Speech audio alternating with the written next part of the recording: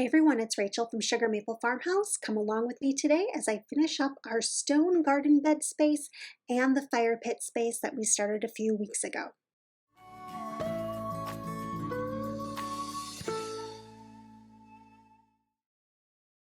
Okay, so this is kind of part 2 or even part 3 to the fire pit space. I've been working on making a more level ground in the garden space, specifically over by the fire pit area. I really wanted everything to be not perfectly level, but I wanted it to be a better space to be able to stand on and be able to hang out in than just the garden stones that we had. So I put these pavers down a couple weeks ago. I finished putting them down anyways. I actually started this project last fall. And then this week, or about a week and a half ago, I guess, I started working on the fire pit itself, and I wanted to make that space look a little nicer. So I started putting these bricks around the fire pit itself. Now this fire pit we originally got from Tractor Supply, the metal rim portion and then the grate on top, and it served us really well the last couple of years. I actually have a YouTube video up when I originally put this into the space, but I really wanted the space to look nicer. As I mentioned a few weeks ago, my brother has little kids and I wanted to be able to have more of a level space for them to be walking on, and I also wanted to have the stones around the fireplace as an extra precaution for the kids too. They always come here a couple times every single summer, and really it's safety for them, but also safety for our kids as they're getting older and their friends are here more. If we're doing anything around the fire pit area, I really just wanted this space to feel like it was a little safer and to look a little nicer. So while it is spring out right now and I can't do anything about the fact that we don't have a lot going on in the garden, I knew I could do something about the fact that I could make this space look a lot better than it did. Now this portion of the project did not take long at all. In fact, what you're watching me do here probably took me less than an hour. We had the stones just off screen there. I had gotten them a couple days earlier, and really once I got that bottom row in, everything else was just about placing the stones themselves. I'm not using any kind of glue or anything to hold this in place. It is just a dry stack of stone, and that is for a couple of reasons. One, this is the fire pit, so this is going to get hot. I assume there is probably some kind of mortar that you could use if you were doing this at your house and you wanted the stones to stay put. But they're heavy enough that I don't think anybody's going to move them. We've actually already used this space and it worked out really well. And also because we have a winter here, and this doesn't apply so much to the fire pit, but it does apply to the stone garden bed that I'm going to build in the second half of this video. Because we have a winter here and dirt freezes and different things like that freeze, sometimes the things in the middle of my beds or my stone areas will expand and push the stones out, and it's just easier if they're not glued down to go back and fix things in the spring. Now these stones in particular have kind of a little lip on one side. When you stack them, you're supposed to kind of go in towards the center of whatever you're building with them. I did not do that. I just put them straight on top of each other. So you're watching me mess with them and I'm really trying to kind of get them even. I did not realize they were like that when I bought them, but it ended up working out perfectly fine. And as a reminder, here's what the space looked like before when I had started this project last fall with doing part of these stones on the ground. And then here's what it looks like, or looked like, after I finished up the last video where I put the pavers down.